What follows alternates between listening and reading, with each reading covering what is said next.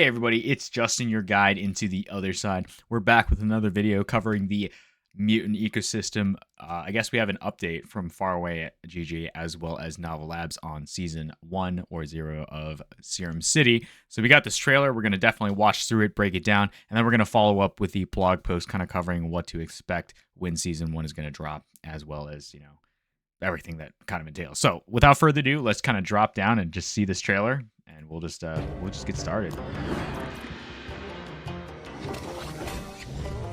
Okay, city builder game. Yep, pretty up to pretty what I expected. Yep. There's a lot of buildings. Okay, there's a pyramid building. I'm gonna see that later. Seems like we're picking our specialty. Okay, different bases for different collections. Okay, that's cool. Okay. Oh, yo, we have the whole squad. Nick, Soros, VR, Red Hat. Let's go. Very epic to see everybody. And then what are we introducing here? Resources? Oh, there's a lot of stuff happening. Holy moly, there's a lot of stuff happening in this video. EXP, campaign quests. Oh, holy moly, rewards. What? What was that? Okay. Okay, yeah, we're gonna break this down. That's a lot of cool stuff. Holy moly. And then there's a leaderboard as well. Okay, very cool. Holy moly. Okay.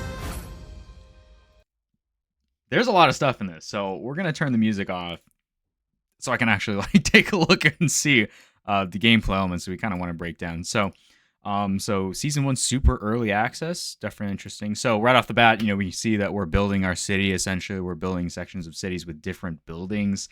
There's a lot of gift boxes. It seems like they all have different purposes. Very interesting with your HQ in the middle. So we're building up our turf. Okay, that makes sense. There's a lot of buildings here. We're gonna take a look at that real quick. So there's a lot of buildings, community buildings, factories, houses, as well as our level at the top here with gold and gems. And then we kind of see how long it takes to build the buildings. Reminds me very much like of Clash of Clans, very reminiscent. And then, wow, we have, we can place our buildings wherever we want. Who designed this pyramid? Wow. Okay, so it seems like we're picking our specialty as well. Seems like there are 3 kinds of HQs. I know I'm in the way, but this says Oath HQ, and then there's obviously Ape Clubhouse, there's Hound's Castle. And then I don't necessarily know how like weapons manufacturer versus armor supplier versus jeweler works, but it seems like those will have particular roles inside of the game. That'll be interesting. And then we have to learn the ropes with the cartel members. Very cool seeing all the OGs, especially in the game and the Discord all the time.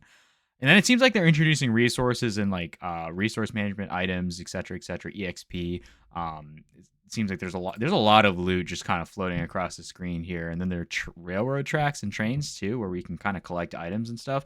That's super interesting. I don't know necessarily how all these game loops are going to work here, but seems like there's a lot of stuff. There's a lot of stuff happening here.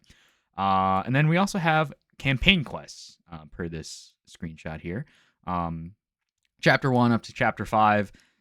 Wow, okay. Seems like we're just getting introduced into the game. Then we also have rewards as well. I don't know what that is. Is that PvP? So it seems like we are discovering Duke's diary here. So place your items in the capsule of chaos and press transmute to craft a new unique item. Very interesting. And then these are probably used inside of PvP? I don't know. I'll have to break it down in the blog post. But wait, hold on. Season quest, discoveries, recipes, crafted valuables. Yo, these look pretty dope. Wait, is that a biblical angel in the mutant art style? Okay, I like that. Wow, there's a lot of stuff here. Build, collect, and burn to top the leaderboards. So it seems like a season 0/1 type of thing. And then we get to the last part, we become a cartel boss, just building our cartel, building our city, building everything up, etc., etc. But we'll actually just swap over to the Serum City blog post that was posted on November 29th. We'll drop a TLDR on what's happening, but yeah, let's just kind of drop through this 3-minute blog post, just kind of detailing mechanics. and what to kind of expect for season 1. So next week, we start rolling Serum City out to VIPs as the architects dismantle the fourth wall and encourage direct feedback with Fairway founders. So basically, early access for VIPs, get, feedback essentially. And then there's an opportunity for those involved to influence the game design, that a game that will actively elevate holders in that of the Mutant Cartel world. So that's interesting. Okay. Everybody's eager for its arrival, and we know that the anticipation can boil into frustration in the absence of regular comms. So, pending feedback from our VIP beta, Serum City Season 1 will launch January 2024. Very interesting. So, read on to learn more about the decisions and what to expect in upcoming seasons. So, the TLDR, for those watching the video, the VIPs will enter a private beta with their feedback intended to improve the first experience for our wider holders that follow. So we call it Season 0 as this is the MVP. It has taken 8 months to build, and we will be rapidly launching new mechanics and fine-tuning them in run-up to commercial launch. So we'll update timelines well in advance in the arrival of Season 2 and Season 3. And then Season 2 will introduce multiple new communities. Very interesting.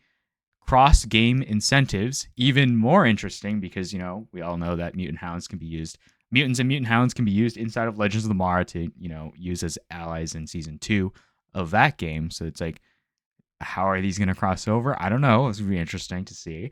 And then the Ape Coin prize pool, of course, and then another major game mechanic. So Season 1 performance will impact your Season 2 rank. So we'll see the infographics. So if you're playing Season 1, if you have, mutants, mutant hounds, etc., by all means, use that to your advantage. Build out your city, build the production buildings, etc. So then you can get Season 2 higher ranks, etc. So Season 3 will uplift all elements and intends to remove the token gate from mass market launch and introduce a mobile option and add another major gameplay mechanic. So new opportunities delay the anticipated launch date, but have exponentially increased the future plans with the game. Interesting. So lessons learned from recent game launches have calibrated into our own improvements, and some comms need to be strategically withheld to ensure partnerships, confidentiality, security, and the most optimal launch is coordinated. So main reason for it being in January is because they want to avoid a Christmas launch, as this is a competitive leaderboard-based season, and it is important that everybody's able to battle for first place at the same time. I know a lot of people aren't going to want to be doing this stuff during the holiday seasons, and there's just no time. So, Season 0, let's move on. We use Season 1 interchangeably with Season 0 as we're opening the game with the scaffolding and decorators still very present. There are some major mechanics to deploy as we progress to commercial release, but we believe those most invested in our world will offer the best opportunity to improve its experience. So each season will progress the story of the Mutant Cartel world and introduce multiple updates and deploy a major thematic mechanic. So Season 1 focuses on building your section of the city, familiarizing yourself with the story, and competing for a position in the leaderboard using the Capsule of Chaos. So, okay, let's kind of give the breakdown between Season 1 and Season 2. So it kind of seems like in Season 1's prizes, there's the HQ blessings and there's the vehicle entities. So it's very similar to Legends of the Mara, right? You get vehicle entities if you're on the leaderboard. You get different things if you are, on, I guess there are HQ blessings where you can compete for top achievements, win the rarest limited quantity HQ traits to make the ultimate HQ NFTs. And then there's also vehicle NFTs, and it doesn't seem like they're flying ones either, like in Legends of the Mara. It seems like they got wheels, and they're like land traversal. So craft and burn gear to compete with and win the rarest vehicle parts and craft the ultimate vehicle NFT. So let's do a little bit of speculation here. So, Legends of the Mara, you earn leaderboard rewards to get the flying, Legends of the Mara, ship parts. And then correspondingly, in Serum City, you have the vehicle NFTs that are, land traversal mechanics. So you have land, you have air. So is that going to be in 3D Otherside? Is that my question? Honestly, I think it is. That's super interesting. So I wouldn't be opposed to seeing Serum City land-based traversal vehicles inside of Otherside 3D at some point in the future. Wouldn't you? It's just that's pretty obvious, but all speculation, of course. So let's talk about Season 2. So based on what you build inside of Season 1, it's going to help you get higher leaderboard rewards in the next season. So there's an ApeCoin prize pool based on cartel ecosystem holdings, in-game play, and the rarity of your HQ and vehicle collection. So I guess it'll function a little bit like Heavy Metal Forge. I don't know that. Well, we'll see. So the core gameplay loop will be fully polished and deployed before mass market launch. Active combat components will be introduced that make use of the items you craft and the NFTs you own and progress in your progress in Serum City. Ooh, interesting. So moving on to application of IP. The core tenet of Novel Labs is helping our collectors create. When we talk about developing intellectual property, it's always the intention of deploying characters and storytelling into games, transmedia, and major partnerships. So, the first cohort of community-generated characters will feature in Season 0 as a proof of concept, and we look to expanding this initiative by enriching their roles, increasing their presence, and incorporating other communities' characters and layers for future seasons. So, that's super interesting. Seems like we have a mutant here, Mills. It kind of has some dialogue here about the hounds and kind of what you're doing. So a little bit like integrating NPCs into a game using I guess NFTs that we have. So that's really interesting. And then we also have territory expansions here in this image as well. It kind of sees like, hey, territory hanging by competing gangs. You kind of see the name, the mutant hound, as well as like the reward if you decide to challenge them with a chance rate here. So it kind of feels like Clash of Clans a little bit in that way with the the gilding and clans and gangs, etc., etc. So that's definitely interesting. And then to accommodate the range of characters presented in Season 1, we needed to add a variety of new features and mechanics, such as territory disputes with rivals, callers of the pirate radio station, and having to incentive your tenants to cough up the rent.